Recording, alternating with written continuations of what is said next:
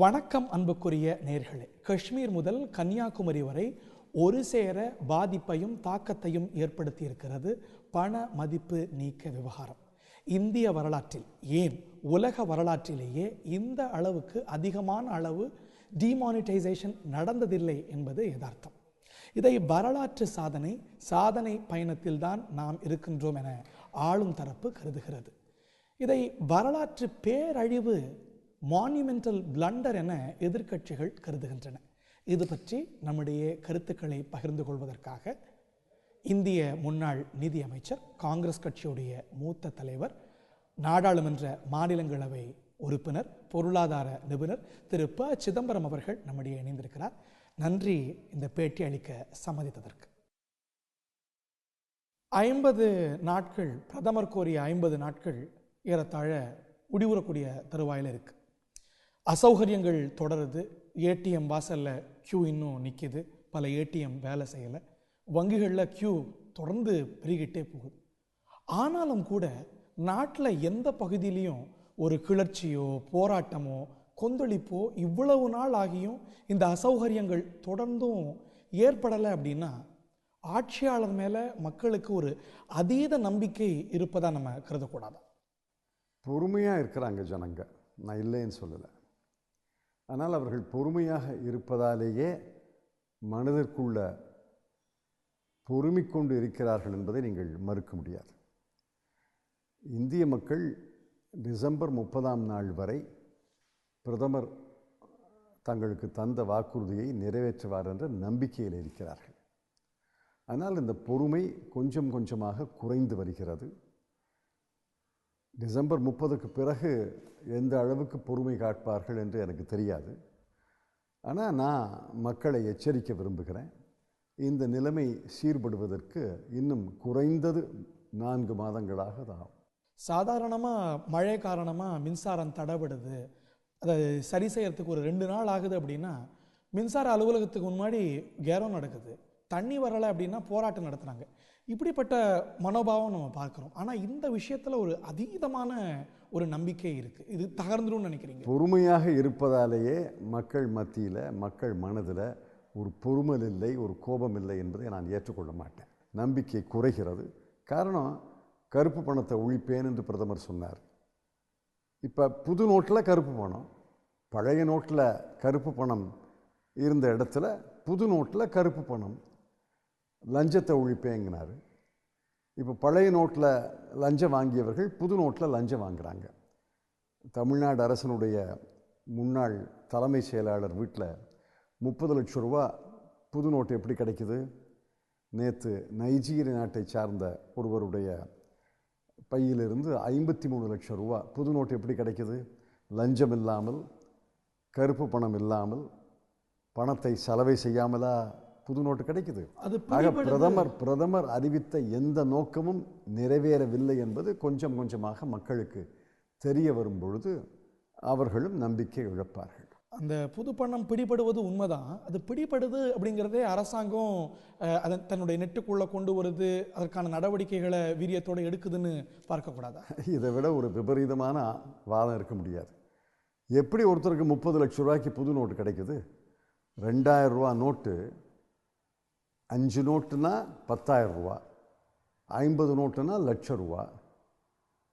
எனக்கு ஒரு நோட்டு வாங்கிறதுக்கு 3 வாரம் ஆச்சு.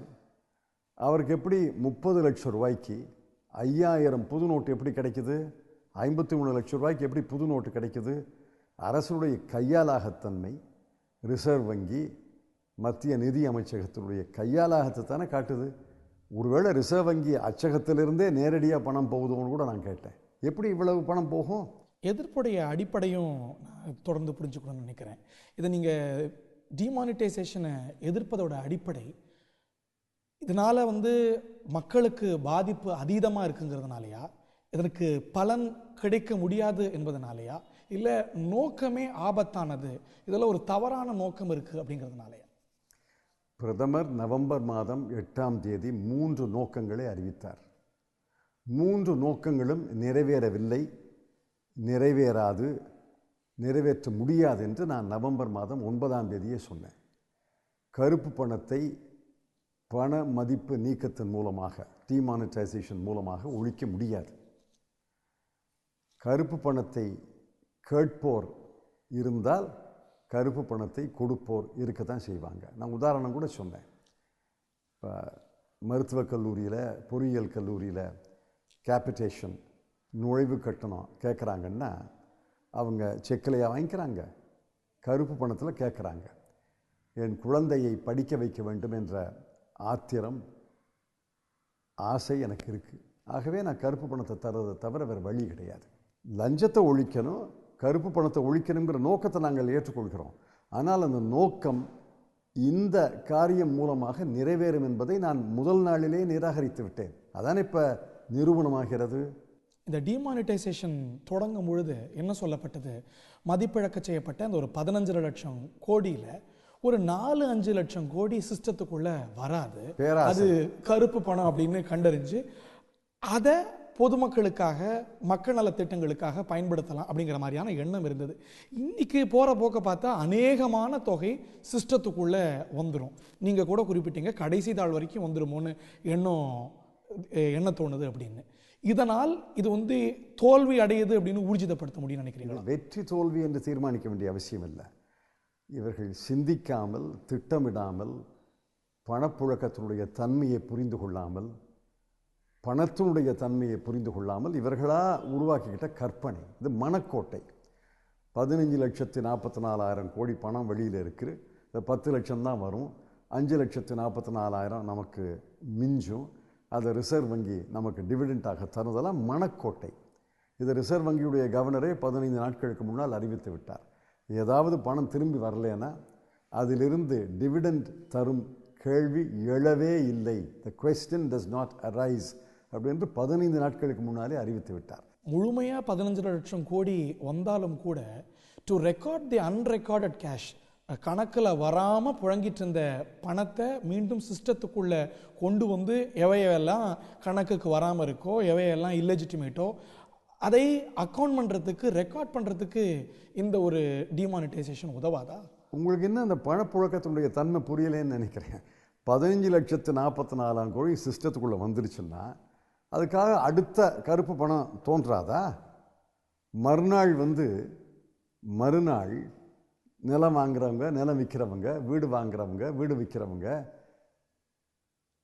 பல பேர் ஃபீஸ் வாங்கிக்கிறவங்க கருப்பு பணத்தில் வாங்க மாட்டாங்களா? ஸ்டோர் வேல்யூவா பதுக்கி வச்சிருந்தவங்க யாருன்னு கண்டறியப்படலாம், பணம் புழங்குது.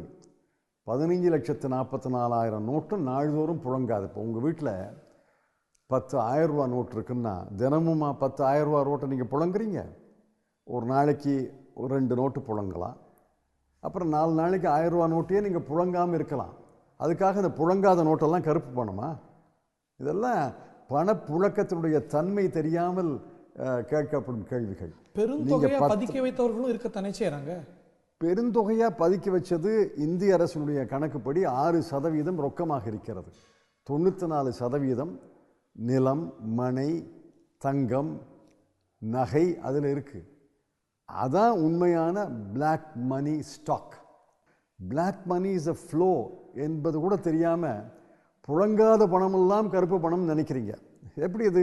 இப்போ நம்ம வீட்டில் வெள்ளித்தட்டு இருக்குது, வெள்ளித்தட்டில் சாப்பிட்ற பழக்கம், வருஷத்துக்கு 2 தடவை வெள்ளித்தட்டில் சாப்பிட்றோம், மற்ற நாளில் சாதாரண பிளேட்டில் சாப்பிட்றோம். அதுக்காக அந்த வெள்ளித்தட்டு கருப்பா? கருப்பு பணத்தில் வாங்கினதா? சக்திக்கு உட்பட்டு வெள்ளி தட்டோ இல்லை பணமோ நம்ம வைத்து கொண்டு இருந்தால் பிரச்சனை இல்லை. சக்திக்கு மீறி இல்லெஜிட்டிமேட்டாக வேறு வழியில் இந்த ஒரு பணம் வந்து பெரிய அளவில் பதுக்கி வைக்கப்படுமானா இன்றைக்கி அது சிஸ்டத்துக்குள்ளே வரும்போது நடவடிக்கை மூலமாக ஒரு டாக்ஸ் நெட்டில் கொண்டு வர முடியும் இல்லையா? அது வழக்கு தொடரணும். வருமான வரி அதிகாரி அவருக்கு நோட்டீஸ் தரணும், எங்கிருந்து இந்த பணம் வந்துச்சுன்னு கேட்கணும், அது பதில் சொல்லுவார். ஒரு பெரிய ப்ராசஸ். அதுக்கு மேலே அப்பீல் இருக்குது, அதுக்கு மேலே ஐடிஐடிக்கு அப்பீல் இருக்குது, அதுக்கு மேலே உயர்நீதிமன்றத்துக்கு அப்பீல் இருக்குது. இறுதியாக முடியும் பொழுது எவ்வளவு ரூபா பிடிக்கிறாங்களோ அது கருப்பு பணம். நான் ஒத்துக்கிறேன். அதுக்காக புதுசாக கருப்பு பணம் உருவாகாது நினைப்பது தவறு. ஆர்பிஐடைய ஸ்டடி முன்னாடி சொன்னது 1000 ரூபாய் நோட்டில் 2/3 500 ரூபாய் நோட்டில் 1/3 வங்கிக்கு வரதே இல்லை அப்படின்னு. ஆக அது ஒரு ஸ்டோர் வேல்யூவாக பதுக்கி வைக்கக்கூடிய ஒரு நிலையும் இருந்தது. அப்படிங்கும்போது இதற்கான அடிப்படை மேலோங்குது இல்லையா? தவறு. இதெல்லாம் தவறான கற்பனைகள். யார் சொன்ன ஆர்பிஐயில் இந்த மாதிரி சொல்லியிருந்தா அந்த ஆளுக்கு அடிப்படை பொருளாதாரம் தெரியாதுன்னு அர்த்தம். அந்த மாதிரி ஆர்பிஐயில் யாரும் சொன்னதாக எனக்கு தெரியல. ஆர்பிஐ சொன்னதாக கட்டுக்கதை இட்டுக்கதை தான். ஆர்பிஐயில் எப்படி சொல்லுவான்? அடிப்படை பொருளாதாரம் ஸ்டடி, ஆர்பிஐ ஸ்டடியில் இவ்வளவு பகுதி வரல. பணம் புழங்காமல் இருக்குங்கிறது உண்மை. ஏன் பணத்தை புழங்கணும்? இப்போ உங்கள் வீட்டில் பணம் இருக்குன்னா தினமும் அந்த பணத்தை புழங்கணுமா? தேவையில்லையே. தேவைக்கு ஏற்பட்டு தானே புழங்குவீங்க. புழங்காத பணம், கருப்பு பணம் என்பது தவறு. நீங்கள் நாட்டுடைய சிறந்த பொருளாதார நிபுணர். இந்த ஒரு கேஷ் இப்போ உருவாகி உள்ள பொருளாதார நிபுணர்களை எல்லாம் பார்த்த பிறகு நான் பொருளாதாரம் தெரியாதுன்னு ஒப்புக்கொள்ள தயாராக இருக்கேன். கேஷ் டு ஜிடிபி ரேஷியோ அப்படிங்கிறது கணிசமாக குறைவாக இருப்பது சிறந்த பொருளாதார நிலை. யார் சொன்னா? பலர் கருதுறாங்க. யார் சொல்கிறான்னு சொல்லுங்க. யார் சொன்னான்னு சொல்லுங்க. நான் ஒரு கட்டுரையில் எழுதியிருக்கேன். ஒவ்வொரு நாட்டிலையும் கேஷ் டு ஜிடிபி ரேஷியோ என்னன்னு சொல்லியிருக்கேன். இந்தியாவுக்கு ஈடாக பல நாடுகள் 12% இருக்கு. அமெரிக்காவில் 7.5% தான். அமெரிக்காவில் 7.5% இருக்கு. ஆனால் அமெரிக்காவில் எவ்வளவு கேஷ் புழங்குது தெரியுமா? 46% பண பரிவர்த்தனை அமெரிக்காவில் ரொக்கம். மீதி 40. ஜெர்மனியில் 80% ரொக்கம். ஜெர்மனியில் 80% ரொக்கம். ஆஸ்திரியாவில் 80% ரொக்கம். அந்த நாட்டில் எல்லாம் கருப்பு பணமா? இல்லை, கேஷ்லெஸ் எக்கானமி அப்படிங்கிறத விட லெஸ் கேஷ் எக்கானமி அப்படிங்கிறது தானே அரசு. பல இடத்துல லெஸ் கேஷ் எக்கானமி அபத்தமா? அபத்தம் நான் சொல்றேன். ஏன்னா தனி மனிதனுடைய உரிமைகளை இது தலையிடுது, பிரைவசியில தலையிடுது. நான் என்ன வாங்குறேன், என்ன விற்கிறேங்கிறதெல்லாம் அரசுக்கு தெரிய வேண்டிய அவசியம் இல்லை. ஒரு பெண்மணி உள்ளாடை வாங்குகிறார், ஒரு ஆண் மதுபானம் வாங்குகிறார். இது அரசுக்கு எதுக்கு தெரியணும்? ஒரு மூத்த குடிமகன் அடல்ட் டயப்பர் வாங்குகிறார், அல்லது ஒருத்தர் மருத்துவ பரிசோதனைக்கு போகிறாரு, மருந்து வாங்குறாரு. அவருக்கு என்ன நோய், என்ன மருந்து சாப்பிட்றாருங்கிறதெல்லாம் எதுக்காக அரசுக்கு தெரியணும்? ஒரு இளம் தம்பதி தனிமையை விரும்பி ஒரு ஊருக்கு 4 நாள் போகிறாங்க. அது எதுக்கு? ஒரு டிஜிட்டல் ரெக்கார்டு இருக்கணும். இன்னொன்று, இதனது மைய நோக்கமா, டிமானிட்டைசேஷனுடைய மைய நோக்கமா பிரதமர் சொன்னது கள்ளப்பண ஒழிப்பு. இந்த கவுண்டர் ஃபீட். எவ்வளவு கள்ளப்பணம் இருக்கு இந்தியாவில்? நீங்க உங்களுடைய கணக்குப்படி? என் கணக்கு இல்ல, 400 கோடி. அரவிந்த் மேக்வால் நாடாளுமன்றத்திலே அறிவித்த கணக்கு 400 கோடி என்பது அவர்கள் அறிவித்த தொகை. அதர் அக்கவுண்ட்ஸ் ஒரு 5000 கோடி இருக்கலாம். இருக்கட்டுமே. 400 கோடி என்பது 0.02%. இந்த 400 கோடி என்பது 4000 கோடி என்பது 0.2%. ஆக 1% 5ல் 1 பங்கு கூட கிடையாது. மூட்டை பூச்சி இருக்குன்னு வீட்டையே கொளுத்தின மாதிரி ஒரு 400 கோடி ரூபாயை கள்ளப்பணத்தை தடுப்பதற்காக 15,44,000 கோடி ரூபாய் நோட்டு செல்லாது என்று அறிவித்தது உலகத்திலே இந்தியாவை தான் இருக்க முடியும். அது இருக்கட்டும். இப்போ ஒரு வருஷத்தில் கள்ளப்பணம் வராதா மறுபடியும் புது நோட்டில்? சொல்லுங்க, வராதுன்னு யாராவது உத்தரவாதம் சொல்லுங்க பார்க்கலாம். ஒரு ஃபுல் ப்ரூஃப் மெக்கானிசம் இருக்குன்னு உத்தரவாதம் கொடுக்க முடியாது. அதுக்குள்ள அடுத்த வழிகளை பார்க்கலாம். அடுத்த வழி என்ன? அடுத்த வழி தான் 70 ஆண்டுகளாக கடைபிடித்த வழி. என்ன வழி? 5 ஆண்டுகளுக்கு ஒரு முறை பழைய நோட்டுகளை கொஞ்சம் கொஞ்சமாக வாபஸ் வாங்கி கொண்டு புது நோட்டை அறிமுகம் செய்வது தான் வழி. உலகம் முழுவதும் அந்த வழி தான். ஒரு ஆண்டு 1.5 ஆண்டு பொறுத்துக்குங்க, புது நோட்டில் கள்ள நோட்டு வரும். அது தடுக்கவே முடியாது. ஏன்னா உங்களுக்கு ரிசர்வ் வங்கிக்கு கிடைக்கக்கூடிய தொழில்நுட்பம், ரிசர்வ் வங்கிக்கு கிடைக்கக்கூடிய இங்கு, ரிசர்வ் வங்கிக்கு கிடைக்கக்கூடிய தாள் 1 ஆண்டு 1.5 ஆண்டுகள் கழித்து கள்ள நோட்டு அச்சடிப்பவர்களுக்கும் கிடைக்கும். அவர்கள் கள்ள நோட்டு தயாரிப்பாங்க. அதுக்கு ரிசர்வ் வங்கி ஒரு படி முன்னதாகவே உஷாராக இருந்து உடனே அதில் ஒரு செக்யூரிட்டி ஃபீச்சரை மாற்றணும். உங்களுடைய காலகட்டத்தில் செய்யப்பட்டது security features. How did you handle this? ஒவ்வொரு தடவையும் இப்படித்தான். 2 ஆண்டுகளுக்கு ஒரு முறை, 3 ஆண்டுகளுக்கு ஒரு முறை செக்யூரிட்டி ஃபீச்சர்ஸை மாற்றிடுவோம். உதாரணத்துக்கு பழைய நோட்டில் எண் ஒரே சீராக இருக்கும். நாங்கள் தான் அதை ஏறுமுகம் இறங்கு முகமாக மாற்றணும். அது ஒரு செக்யூரிட்டி ஃபீச்சர் மாற்றுறது. அது 2 வருஷம் 3 வருஷம் இவன் காப்பி அடிச்சிடுவான். அப்புறம் அதுக்கப்புறம் அந்த செக்யூரிட்டி த்ரெட்டை மாற்றலாம். அதை 2 வருஷம் கழித்து அவன் காப்பி அடிப்பான். ஆக இது நம்ம ஒரு படி முன்னால் இருக்கணுமே ஒழிய அவன் காப்பி அடிக்கவே முடியாதுன்னு நினைக்கிறது அபத்தம். இந்த 2000 ரூபாய் நோட்டை பார்த்துருப்பீங்க, 500 ரூபாய் நோட்டையும் இருக்கு. மனாப்பலி நோட்டு மாதிரி இருக்கு. பிசினஸ் விளையாட்டுல மனாப்பலி விளையாட்டு இருக்குல்ல, அது மாதிரி இருக்கு. அதுல இந்த செக்யூரிட்டி ஃபீச்சர்ஸ் எல்லாம் கிடையாது. திருப்தியா இருக்கு. புது 2000 ரூபாய் நோட்டில் புது செக்யூரிட்டி ஃபீச்சர் கிடையாது. பழைய 1000 ரூபாய் நோட்டில் என்ன செக்யூரிட்டி ஃபீச்சர் இருந்ததோ அதே தான் புது 2000 ரூபா நோட்டில் இருக்குது. ஏன்னா மாற்றுறதுக்கு அவர்களுக்கு கால அவகாசம் இல்லை, அவசரமாக அடித்தாங்க இல்லை. அதனால் பழைய செக்யூரிட்டி ஃபீச்சர் தான். இனி அடுத்த மாதம் அடிக்கிற நோட்டில் வேணால் புது செக்யூரிட்டி ஃபீச்சர் வரலாமே ஒழிய இப்போ முதல்ல வந்த 2000 ரூபா நோட்டில் பழைய செக்யூரிட்டி ஃபீச்சர். அதோடைய ரேஷனல் அடிப்படையை நீங்கள் தொடர்ந்து கேள்வி எழுப்பி வரீங்க. ஹை டினாமினேஷன் நோட்டில் தானே பிரச்சனை, அதனால மதிப்பிழக்க செஞ்சீங்க. அதை விட ஹை டினாமினேஷன் நோட்டை கொண்டு வந்திருக்கீங்களே அப்படின்னு நீங்கள் அதுக்கு எதுவும் யாரும் பதில் சொல்லலையே அது வரைக்கும். அவங்க சொல்லக்கூடிய பதில் இது வந்து ஒரு ஸ்டாப் கேப் அரேஞ்ச்மெண்ட். என்ன ஸ்டாப் கேப்? இன்னும் ஆச்சு, இப்போ தான் வெளியில் வந்துருச்சே. 5,29,000 கோடி ரூபாய்க்கு 2000 ரூபா நோட்டில் அடிச்சு வச்சிருக்காங்க. அரசு ஆதரிக்கக்கூடிய நிபுணர்கள் இல்லை பொருளாதார நோக்கர்கள்லாம் சொல்லக்கூடிய விஷயம் என்னன்னா இது ஒரு ஸ்டாப் கேப் அரேஞ்ச்மெண்ட். அப்போ சொல்லுங்க 2000 ரூபா நோட்டு செல்லாதுன்னு அறிவிப்போம்னு சொல்லுங்க. செல்லாதுங்கிறத விட மற்ற டினாமினேஷன் லோயர் டினாமினேஷன் அச்சடிக்கப்பட இது பேங்க் சிஸ்டத்துக்குள்ள வந்து மீண்டும் வராது. எந்த கேள்விக்கும் இது வரைக்கும் பதில் வரல. 1000 ரூபா நோட்டை புதுசாக அச்சடிப்பீங்களா? பதில் கிடையாது. 2000 ரூபா நோட்டு செல்லாது என்று அறிவிப்பீர்களா? பதில் கிடையாது. 2 ஆண்டுகள் 3 ஆண்டுகளுக்கு பிறகு இந்த 2000 ரூபா நோட்டை வாபஸ் வாங்கிக்கிங்களா? பதில் கிடையாது. இன்னைக்கு உடனடியாக அச்சிட்டு கொடுக்கறதுல நீங்களே சொன்னது போல 300 கோடி தான் மாசம் அடிக்க முடியும். 1000 ரூபா நோட்டு அடிச்சிருக்க வேண்டியதானே? 1000க்கு 1000 அதுக்கு நேரம் ஆகும் இல்லையா? 2000 ரூபா நோட்டு அடிக்கிற பாதி நேரத்தில் அடிச்சிடலாம் இல்லையா? அதான் கணக்கு. நான் தான் சொன்னேன், இந்த புத்திசாலிகள் 1000 ரூபா நோட்டு அடிக்கிறதுக்கு 2 நோட்டுக்கு பதிலாக ஒரு நோட்டு அடிக்கலாம்னு நினைச்சாங்க. ஆனால் யோசிச்சிருக்கணும், ஏன் 2000 ரூபா நோட்டை கொண்டாடுறோமே, இது புழங்குமா? புழக்கத்தில் ஏற்றுக்கொள்வார்களா? இதுக்கு சில்லறை கிடைக்குமா? 1000 ரூபா நோட்டும் கிடையாது, 500 ரூபா நோட்டும் கிடையாது. இப்போ 2000 ரூபா நோட்டுக்கு எதில் சில்லறை தர்றது? நீங்கள் என்ன பண்ணியிருக்கணும்? நிறைய 1000 ரூபா நோட்டை அச்சடித்து வச்சுருக்கணும், நிறைய 500 ரூபா நோட்டை அச்சடித்து வச்சுருக்கணும். யாருக்கும் சந்தேகம் வந்திருக்காது. ஏன்னா ஏற்கனவே 1000 ரூபா நோட்டு புழக்கத்தில் இருக்குது, 500 ரூபா நோட்டு புழக்கத்தில் இருக்குது. ஒருவேளை புழக்கத்தின் தேவையை அனுசரித்து பழைய நோட்டுக்கு புது நோட்டு தர வேண்டும் என்பதை சிந்தித்து 1000 ரூபா நோட்டையும் 500 ரூபா நோட்டையும் அச்சடிக்க சொல்கிறாங்கன்னு அச்சகத்தில் நினச்சிருப்பாங்க. யாருக்கும் எந்த சந்தேகமும் எழும்பி இருக்காது.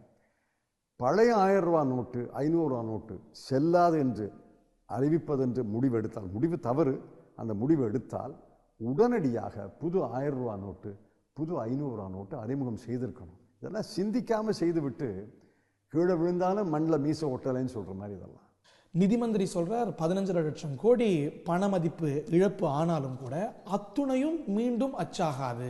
அதனது நோக்கம் ஒரு கேஷ்லெஸ் எக்கானமி இல்லை லெஸ் கேஷ் எக்கானமியை நோக்கி மக்களை தயார்படுத்த. கற்பனை. கேஷ்லெஸ் எக்கானமி என்பது நடைமுறைக்கு ஒவ்வாத, இன்னும் சொல்லப்போனால் தனி மனித உரிமைகளே தலையிடக்கூடிய, தனி மனிதனுடைய பிரைவசி தனிமையிலே தலையிடக்கூடிய ஒரு விபரீதமான முடிவு. உலகம் முழுவதும் ஏற்றுக்கொள்ளப்பட்ட நியதி என்னவென்றால் ஹை வேல்யூ டிரான்சாக்ஷன்ஸ். இந்திய வருமான வரி சட்டத்திலேயே 2 பிரிவு இருக்குது. செக்ஷன் 40A 166 ஒரு பிரிவு இருக்குது. சில ஹை வேல்யூ டிரான்சாக்ஷன்ஸ், அதாவது மனை வாங்குவது, மனை விற்பது, அல்லது நகை, பெருமளவு மதிப்புக்கு நகை வாங்குவது, இதெல்லாம் செக்கில் அல்லது டிராஃப்டில் அல்லது டிஜிட்டலில் மின்னணு மூலமாகத்தான் செய்யணும்னு சொல்கிறதுல தப்பு கிடையாது. ஆனால் கத்திரிக்காய் வாங்கினா, மருந்து வாங்கினா, உள்ளாடை வாங்கினா, சிகரெட் வாங்கினா, ஐஸ்கிரீம் வாங்கினா, பாப்கார்ன் வாங்கினா, இதெல்லாம் டிஜிட்டலில் செய்யணும்னு கேட்குறதே தப்பு. அந்த மாதிரி ஒரு நிலைமை இந்திய நாட்டுக்கு வரக்கூடாதுன்னு நான் பிரார்த்திக்கிறேன். அரசும் கூட 100% கேஷ்லெஸ் டிரான்சாக்ஷன் சொல்லல, லெஸ் கேஷ் டிரான்சாக்ஷன். அரசு வந்து ஃபுட்பால் மேட்ச் விதிகளோடு ஃபுட்பால் மேட்சை தொடங்குது. பாதி நேரத்தில் இது ஃபுட்பால் மேட்ச் இல்லை, இது ஹாக்கி மேட்சுங்குது. ஹாக்கி மேட்ச்னு சொல்லிவிட்டு அப்புறம் கோல் போஸ்ட்டை ஷிஃப்ட் பண்ணுது. முதல்ல சொன்ன நோக்கம் என்ன? நவம்பர் 8ஆம் தேதி பிரதமர் ஆற்றிய உரையில் கேஷ்லெஸ் என்ற சொல்லை பயன்படுத்தவே இல்லை. கேஷ்லெஸ்ஸுக்கு மக்களும் தயாராகி வராங்கன்னு நீங்கள் நினைக்கலையா? தயாராகிறத பற்றி யாரும் சொல்லலையா? அவங்க மக்கள் விரும்பி எந்தெந்த டிரான்சாக்ஷனை டிஜிட்டலில் பண்ணணும்னு விரும்புகிறாங்களோ பண்ணட்டும். அதுக்கு ஊக்கம் தாங்க, இன்சென்டிவ் தாங்க, தப்பு இல்லை. கேஷ்லெஸ்ஸுக்கும் கேஷுக்கும் உள்ள வித்தியாசத்தை முதல்ல தெரிஞ்சுக்கங்க. நான் உங்கள்கிட்ட ஒரு பொருள் வாங்குகிறேன், 100 ரூபா மதிப்பு அந்த பொருளுக்கு, நீங்களும் நானும் ஒப்புக்கொள்கிறோம் இந்த பொருளுக்கு மதிப்பு 100 ரூபா. நான் உங்களுக்கு 100 ரூபா தர்றேன். என் கையில் இருக்கும்போதும் அந்த 100 ரூபா மதிப்பு, உங்கள் கையில் வந்த பிறகு அந்த தாளுக்கு 100 ரூபா மதிப்பு, என் கையில் வந்த பொருளுக்கு 100 ரூபா மதிப்பு.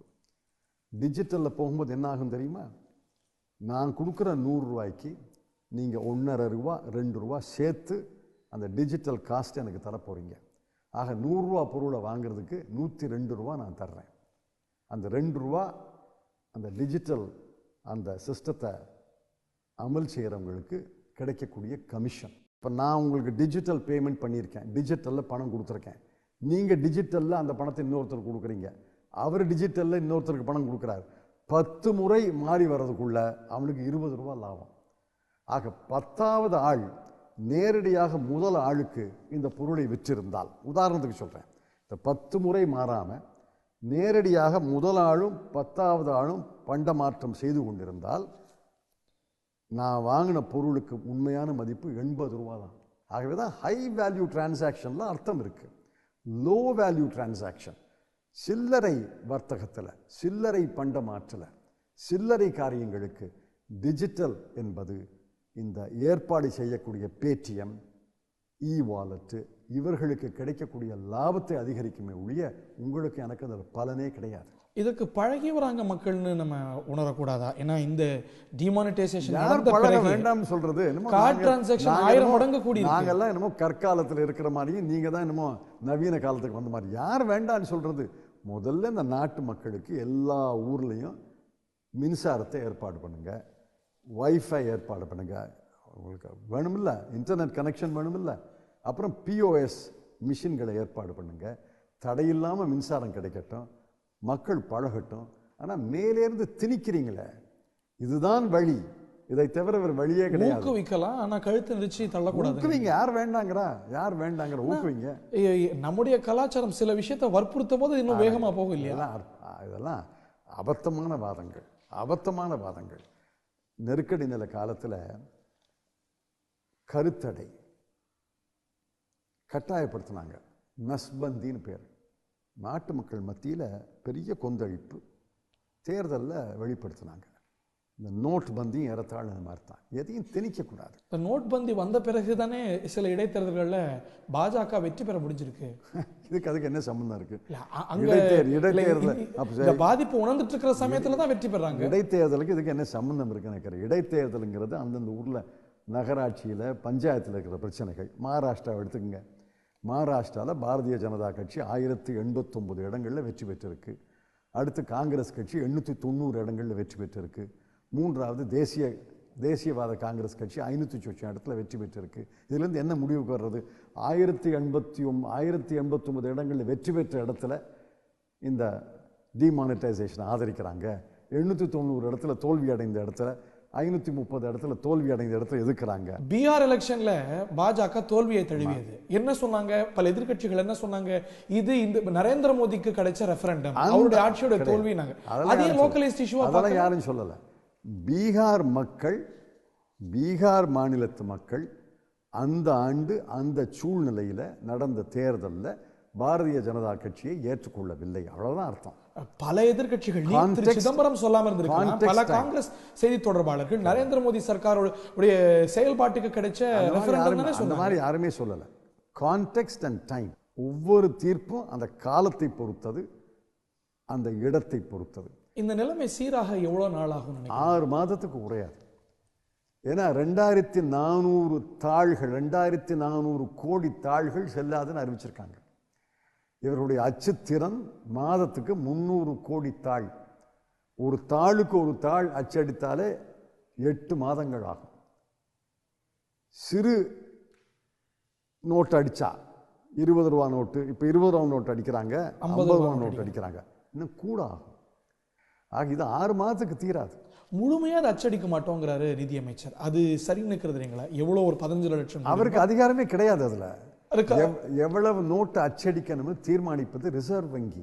அது எதிரொலிக்காதுன்னு நினைக்கிறீங்களா நிதியமைச்சர்? எதிரொலிக்காது. ஏன்னா இடையில பொருளாதாரம் வளர்ந்துச்சுன்னா இதே 12%, 11% ஆகுதுன்னு வைங்க. 100 ரூபாய்க்கு 12%, 110 ரூபாய்க்கு 11% ஒண்ணுதான். நிதி மந்திரி எந்த அடிப்படையில் அதை சொல்றாருன்னு கருதுறீங்க? ஏன்னா நாங்க எவ்வளோ டிமானிட்டைசேஷன் ஆயிருக்கோ அதை நாங்க திருப்பி அச்சிட மாட்டோங்கிறார். அவர் தான் கேட்கணும். எந்த அடிப்படையில் சொல்றாருன்னு அவர் தான் கேட்கணும். ஏன்னா நவம்பர் 8ஆம் தேதி வரை அவருக்கே பணமதிப்பு நீக்க முடிவு எடுக்கப்பட போகிறோம்னு தெரியாதுன்னு சொல்கிறாங்க பல பேர். அவரை தான் கேட்கணும். இதில் இல்லீகாலிட்டி ஏதேனும் இருக்குன்னு நினைக்கிறீங்களா? ஏன்னா இதற்கு முன்னாடியான டிமானிட்டைசேஷன்லாம் ஒரு சட்ட திருத்தம் மூலமாக நடந்திருக்கு. இதில் ஒரு இல்லீகாலிட்டி இருக்குன்னு நினைக்கிறேன். பல இருக்கின்றன. அரசு என்ன சொல்லுச்சு? 24,000 ரூபாய் வாரத்துக்கு நீங்கள் எடுக்கலாம்னு சொல்லிச்சு. என் பணத்தை நான் எடுக்கிறேன், 24,000 ரூபாய் எடுக்கலாம்னு சொல்லிச்சு. ஆனால் அது மீறினாங்க. அது சட்ட மீறல்.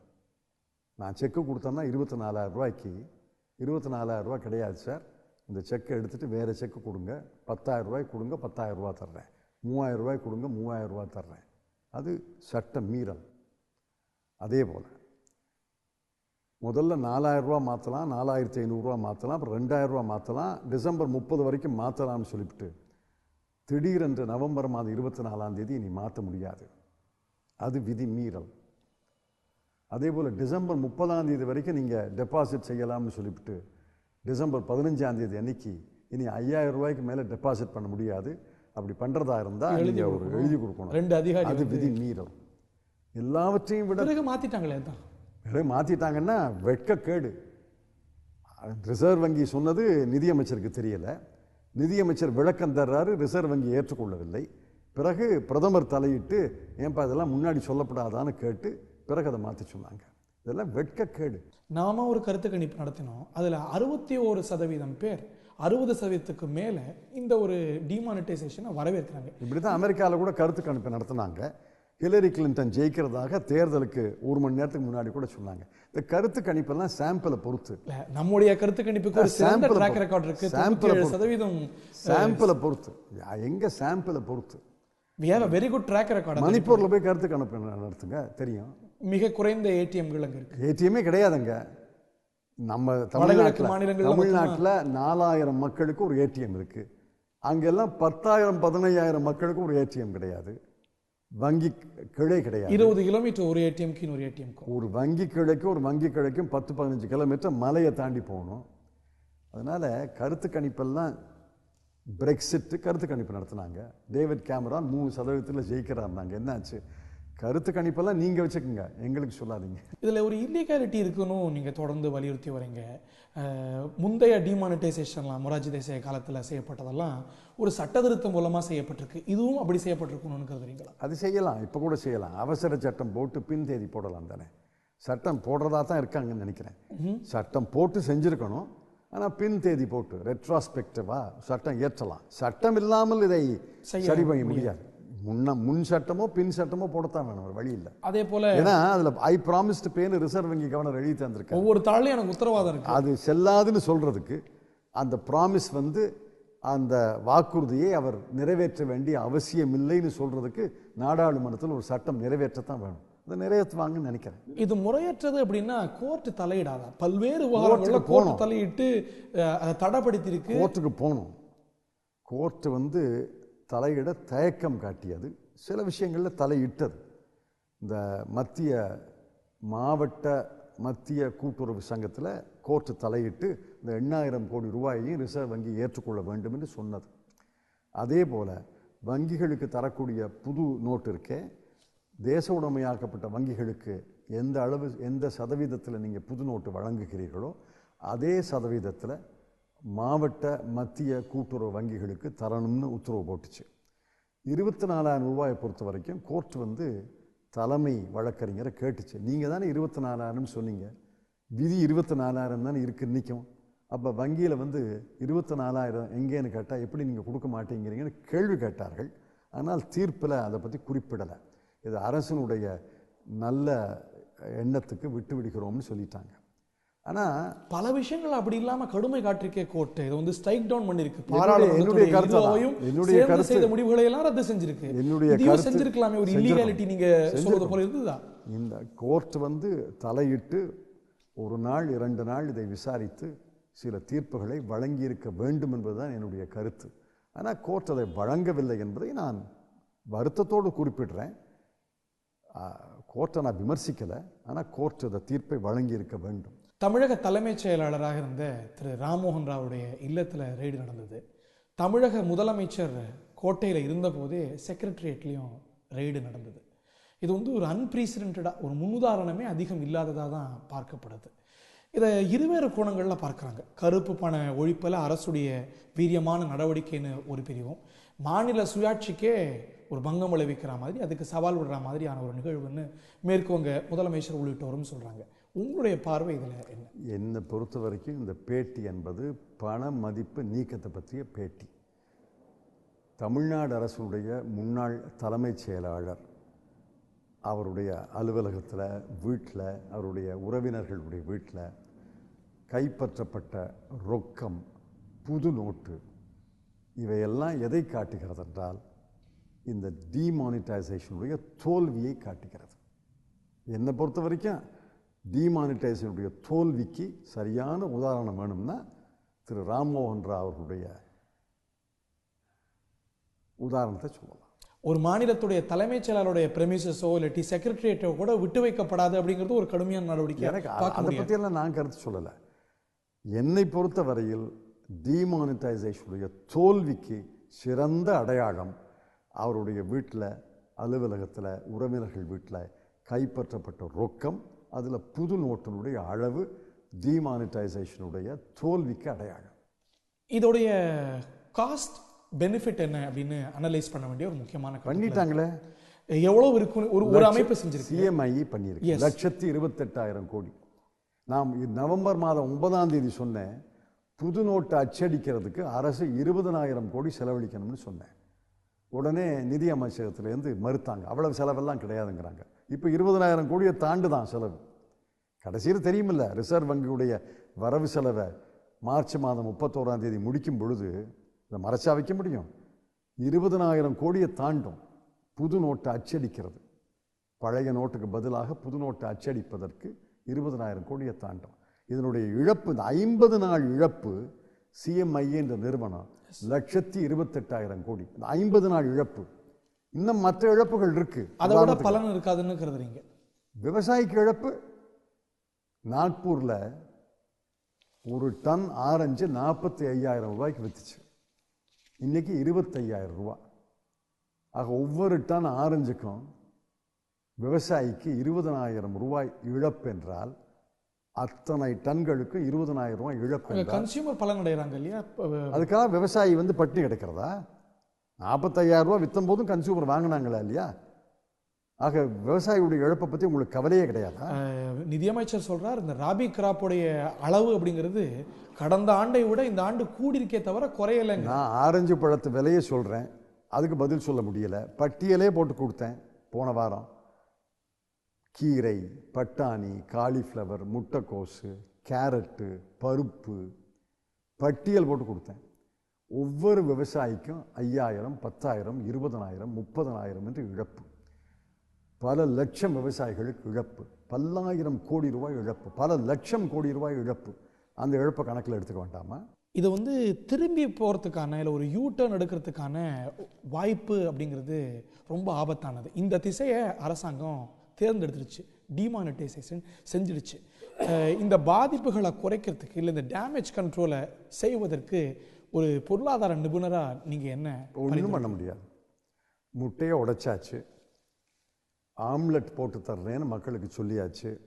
ஆம்லெட் வரல, உடைஞ்ச முட்டை தான், முழு முட்டையாக மாற்ற முடியாது. தவறான பாதையிலே தவறான முடிவை எடுத்து தவறான பாதையிலே நடை போட்டு விட்டார்கள்.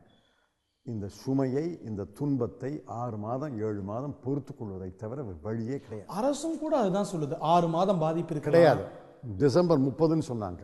நிதியமைச்சர் சொல்றாரு 1 or so quarters இதற்கு பாதிப்பு இருக்கக்கூடும் அப்படின்னு. அன்னைக்கு சொல்லலையே. நிதியமைச்சர் என்ன சொன்னார்? நவம்பர் மாதம் 11ஆம் தேதி நிதியமைச்சர் சொல்ல போது அடுத்த செவ்வாய்க்கிழமை சரியாயிடும் சொன்னார். கியூஎல்லாம் பத்தி சொல்லும் போது டிசம்பர் 15ஆம் தேதி பூரா சரியாயிடும் சொன்னார். பிறகு சப்சிக்வெண்டா ஒரு 1 or so quarters, 1 இல்ல 2 குவார்டர், 6 மாசம் கோல் போஸ்டை தள்ளிக்கிட்டே போவாங்க. கோல் அடிக்க போற நேரத்தில் கோல் போஸ்டை தள்ளிக்கிட்டே போவாங்க. இன்னைக்கு ஒத்து போதில்லையா? நீங்களும் 6 மாசம்ங்கிறீங்க பாதிப்புக்கு. அரசும் கூட அதிகபட்சமா நிதியமைச்சர் இன்னைக்கு சொல்லல, நவம்பர் 9ஆம் தேதி சொன்னார். நிதியமைச்சரும் கூட அதிகபட்சம் 6 மாசம் இருக்குங்கிறார். அதுக்கப்புறம் பலன் இருக்காதுன்னு எப்படி சொல்றீங்க? எதுவுமே பலன் இருக்காதுன்னு யாரும் சொல்லல. என்ன பலன் தான் கேட்கணும். கருப்பு பணம் ஒழியுமா? ஒழியாது. கள்ள நோட்டு முற்றுப்புள்ளி ஆகுமா? ஆகாது. லஞ்சம் வாங்கிறது கொடுக்கறது நிற்குமா? நிற்காது. அதற்கு வேறு வழிகளை நீங்கள் கையாளணும். பண மதிப்பை நீக்குவதால் இந்த நோக்கங்கள் நிறைவேறாது. அவ்வளவுதான் சொல்றோம் நாங்கள். அந்த நோக்கம் தவறுன்னு சொல்லலை. இதை சர்வரோக நிவாரணியா பிரதமரோ அரசோ சொல்லலையே. சொன்னாங்க செஞ்சிருக்கோம். நீங்க உங்களுக்கு மறதி. நவம்பர் 8ஆம் தேதி எடுத்து படிச்சு பாருங்க. இதுதான் கருப்பு பணத்தை ஒழிப்பதற்கு, கள்ள நோட்டை நிறுத்துவதற்கு, லஞ்சத்தை ஒழிப்பதற்கு இது சர்வரோக நிவாரணி என்று சொன்னார்கள். இது ஒரு எக்ஸ்க்ளூசிவா பார்க்கணுமா? ஏற்கனவே சில நடவடிக்கைகளும் எடுத்திருக்காங்க பல நாடுகள். யார் வேண்டாங்க அந்த நடவடிக்கை? எஸ்ஐடி போட்டிருக்காங்க, பினாமி டிரான்சாக்ஷன். அந்த நடவடிக்கை எல்லாம் நாங்க விமர்சிச்சோமா? எல்லாம் சேர்ந்து தானே பார்க்க வேண்டியிருக்கு. இது தவறான நடவடிக்கை. நல்ல மருந்து கொடுக்கும்போது நோயாளியுடைய உடல்நிலை தேரும். நல்ல மருந்து கொடுக்கும்போது தவறான மருந்தையும் கொடுத்துட்டா காங்கிரஸ் கட்சியுடைய தார்மீகமும் இதில் கேள்விக்குள்ளாது இல்லையா? நீ ஒரு எஸ்ஐடியை கருப்பு பண ஒழிப்புக்காக சுப்ரீம் கோர்ட் அமைக்க சொன்ன போது அத்தனை தயக்கம் காட்டியது. தயக்கம் காட்டலை. நாங்கள் மறுபடியும் மறு ஆய்வு மனு போட்டார். பிரணாப் முகர்ஜி அவர்கள் நிதியமைச்சராக இருந்தபோது மறு ஆய்வு மனு போட்டார். என்ன சொன்னார் அந்த மனுவில்? இது அரசனுடைய வேலை. நிதி அமைச்சர், நிதித்துறை செயலாளர், வருவாய்த்துறை செயலாளருடைய வேலை. இந்த பணியை ஓய்வு பெற்ற 2 நீதிபதிகளிடம் தர முடியாது, தரக்கூடாது. இது தவறான முன்னுதாரணம். அரசு செய்ய வேண்டிய வேலையை அரசு செய்ய வேண்டும். இதற்கு ஓய்வு பெற்ற நீதிபதிகளிடம் இந்த அதிகாரத்தை தர முடியாதுன்னார். மீண்டும் உச்சநீதிமன்றம் என்ன சொன்னது? மீண்டும் உச்சநீதிமன்றம் எஸ்ஐடி அமைக்க தானே சொன்னது. அமைக்க சொன்னாங்க. மறு ஆய்வு மனு போட்டோம். என்ன தப்பு? மறு ஆய்வு மனுவில் என்ன தப்பு? இன்னைக்கும் சொல்றேன். 2 நீதிபதிகளிடம், ஓய்வு பெற்ற நீதிபதிகளிடம் இந்த பணியை தந்தது தவறு. அவர்களால் எதையும் செய்ய முடியல. 15 லட்சம் ரூபா கொண்டாந்துட்டாங்களா ஒவ்வொருத்தர் கணக்குலையும். அதற்கு பிறகு நடவடிக்கை, வெளிநாட்டு கருப்பு பணம், உள்நாட்டு கருப்பு பணம், கம்ப்ளைண்ட்ஸ் எவ்வளவு வந்துச்சு? வெளிநாட்டு வந்துச்சு அவங்க கணக்குல 15 லட்சம். என் கணக்குல என்ன வரலையே? அப்படி நான் சொல்லலைன்னு ஒரு விளக்கம் அரசால பிஜேபியால கொடுக்க சொல்லலையா? அப்படி போட முடியும். உங்க தொலைக்காட்சியிலேயே பதிவாயிருக்கு. 15 லட்சம் ரூபாய் போட முடியும்னு தான் நாங்க சொன்னோம். போடுவோம்னு. சரி, 15 லட்சம் ரூபாய் போட வேண்டாங்க, 1 லட்சம் போடுங்க. முதல்ல போடுற அளவுக்கு கொண்டு வர முடியும். எங்க நீதிபதிகள் கொண்டாந்துட்டாங்களா? இது என்ன பைத்தியக்காரத்தனம்? ஓய்வு பெற்ற நிதியமைச்சர் செய்ய முடியாததை, நிதித்துறை செயலாளர் செய்ய முடியாததை 2 ஓய்வு பெற்ற நீதிபதிகள் செஞ்சிருவாங்களா? அப்ப அவங்களே நிதியமைச்சரா போட்டுடலாமே. இந்த பாதிப்புகளையும் மீறி இந்த டிமானிட்டைசேஷனால ஒரு சிறிய நன்மையேனும் இருக்கும்னு நீங்க கருதுனீங்கன்னா அது என்னவா இருக்கும்? எந்த நன்மையும் கிடையாது. துன்பம் தான் அதிகம். இது தற்காலிகமானதுங்கிறது அரசு. 45 நாள் நீங்க பட்டினி இருங்களேன், கொஞ்சம் தயவு செய்து 45 நாள் வருமானம் இல்லாமல் இருங்களேன். நான் கேட்குறேன், என் வங்கியில் பணம் இருக்கு, என் கணக்கில் பணம் இல்லை, நான் செக்கு தர்றேன்னா நான் ஜெயிலுக்கு போகணும். கணக்கில் பணம் இருக்கு, வங்கியில் பணம் இல்லை, நான் செக்கு தர்றேன்னா யார் ஜெயிலுக்கு அனுப்புறது? யாரை ஜெயிலுக்கு அனுப்புறது? ஆர்பிஐ சட்ட விதிகள் இதை அனுமதிக்கிறதுனால தான் இதை செய்ய முடியுது. இதுல எந்த சட்ட விரோதமும் இல்லையே. சட்ட விரோதம் இல்லையா? அது நீதிமன்றத்தில் வழக்கில் இருக்கு. வழக்கில் தீர்ப்பு உடனடியா தலையிட்டு சோமோட்டோவா உடனடியா தலையிடல. ஆனா வழக்கில் தீர்ப்பு வருமில்ல ஒரு நாளைக்கு. என் கணக்கில் பணம் இருக்கு, நீ வங்கியில பணம் இல்லை, பணம் தரமாட்டேன்னு சொல்றதுக்கு என்ன அதிகாரம் இருக்கு வங்கிக்கு? என் கணக்கில் பணம் இருக்குல்ல, என் பணத்தை எடுப்பதற்கு வங்கி எப்படி இல்லைன்னு சொல்ல முடியும்? அது போட்டோம். 24,000 ரூபாய் எடுக்கலாம்னு விதி போட்டீங்கல்ல, அந்த 24,000 ரூபாயை தர மறுக்கிற வங்கி சட்டத்தை மீறவில்லையா? அதெல்லாம் நீதிமன்றத்தில் வழக்குன்னு முடியல, வழக்கு நிலுவையில் இருக்கு. இன்றைக்கு தீர்ப்பு வரவில்லை என்பதற்காக அரசு மகிழ்ச்சி அடைய வேண்டிய அவசியம் இல்லை. நாளை தீர்ப்பு வரும். இதனால் நல்ல பலன்கள் இருக்கிறதையும் நம்ம உணர வேண்டாமா? சில இடங்களில், குறிப்பாக காஷ்மீர், நக்சல் பாதித்த பகுதிகள், இங்கெல்லாம் தீவிரவாத செயல்கள் முடங்கி இருக்கிறத பார்க்கிறோம். சென்னையில் கூட இந்த டிமானிட்டைசேஷன் ஆன இந்த ஒரு மாதத்தில் வந்திருக்கக்கூடிய குற்ற ஆவண என்ன பண்றது அறிக்கைகள் பிக் பாக்கெட். யார் பாக்கெட் எடுக்கிறது? பாக்கெட்ல பணம் இருந்தா தானே பிக் பாக்கெட் எடுப்பான். இதெல்லாம் என்ன பேச்சு? அதெல்லாம் பணம் புழங்கினா தானே குற்றம் நடக்கணும். பணம் சம்பந்தமான குற்றங்கள் நடக்கணும்னா முதல்ல பணம் புழங்கணும். நான் ஒரு பிக் பாக்கெட்டு, உங்க பாக்கெட்ல பணம் இருந்தா தானே நான் பிக் பாக்கெட் பண்ணுவேன். அதையும் மீறி இருக்கிற பொருளை கொள்ளடிக்கக்கூடிய கலாச்சாரம் இல்லாம இன்னைக்கு காஷ்மீர்லயோ நக்சல் பாதித்த பகுதிகளிலோ அவசர கோலத்தில் முடிவுக்கு வராதீங்க. இன்று காஷ்மீர்ல குளிர்காலம். ஒவ்வொரு ஆண்டும் குளிர்காலத்தில் தீவிரவாத நடவடிக்கைகள் குறையத்தான் செய்யும். கடுமையான குளிர், பனிக்காலம். ஆக ஒவ்வொரு குளிர்காலத்திலையும் குறையும். ஆனால் 2016ஆம் ஆண்டில் தான் மிக அதிகமான காவல்துறை அதிகாரிகள் பலியாகியிருக்காங்க. கணக்கு வரப்போகுது பாருங்கள், டிசம்பர் 22 வரைக்கும் கணக்கு வந்துருச்சு.